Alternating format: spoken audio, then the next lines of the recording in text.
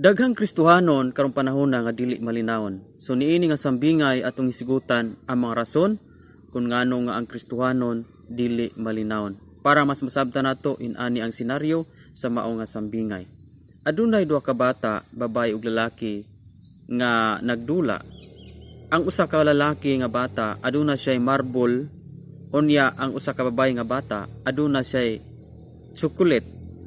So ganahan sa babae nga bata nga mudula sa marble kaso lang nakapanag-iya kini sa kalalaki. Ganahan pod ang lalaki nga makakaon sa chocolate kaso lang napanag-iya pod kini sa babae. So ang gihimo nilang duha nagkasabot sila nga magbaylo. Ganahan nga mudula man ang babae sa marble, so iyang giingnan ang lalaki usang bata nga pwede ba nga magbaylo kita? Pwede ba nga maakuha ang imo mga marble unya maimuha pod ako mga chocolate? Okay? So nisugot ang maong lalaki nga bata. Apan sa dihang wala kakita ang babae, gitaguan sa lalaki nga bata ang mga nindot nga marble sa iyang bulsa. Ug ang iyang gihatag sa babae mao lamang kadtong mga daot nga mga marble. Samantalang ang sa babae gihatag niya tanan ang chocolate sa maong lalaki. Tuod man pag uli sa batang lalaki sa ang panimalay, naghuna-huna siya nga sa iyang gibuhat sa usa ka batang babae. Matud pa niya nga what if gilimbungan pugos batang babae? Gan basin pareho mi og himo nga wa po niya gihatag ang tanan nga chocolate. So mao kini ang nagsigig remind sa una-una tungod sa ang gibuhat nga gitaguan ni ang mga nindot nga mga marble. So samtang naghuna-huna sa niini, wala siya kalinaw sa una-huna ug wa siya tulog sa paghuna-huna tungod sa iyang nalimbong sa maong bata. Samantalang sa babae nga kahimtang, katong bata nga babae, nindot kayo ang iyang katulugon. Og peaceful kaayo ang iyang huna-huna ug malinawon kaayo ang iyang kinabuhi.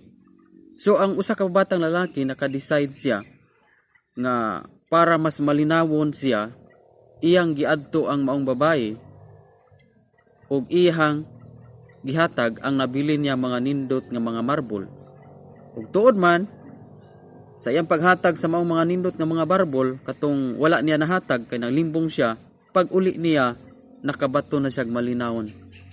Katulog na siya ug peaceful na ang iyang huna-huna. Okay? So dinhi lang ta kutob sa ato ang sambingay karon.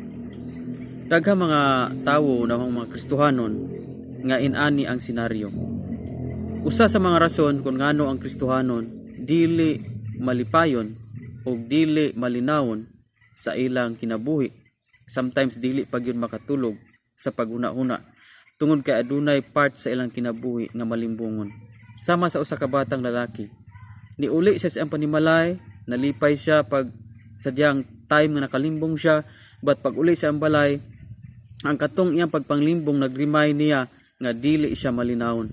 Okay?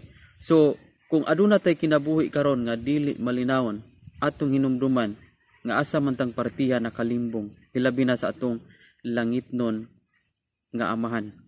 Kung naa gyud tay kinabuhi nga malimbungon, dili gyud ta makabaton og huna-huna nga malinawon. Okay? So daghang salamat kini nga sambingay nagpahinumdum ni nato nga dili paulahi ang tanan para makabaton tag huna-huna nga malinawon. Iuli nato o unsa man atong nalimbong, unsa man ato ang mga nabuhat, ato ning isitol down para makabaton tag huna-huna nga malinawon. God bless, glory to God. Iya ang tanang dughimaya niining maong sambingay.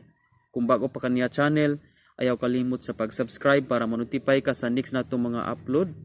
Okay? Daghan na mga sambingay, paki-scroll up lang, paki-pili lang sa atong mga sambingay.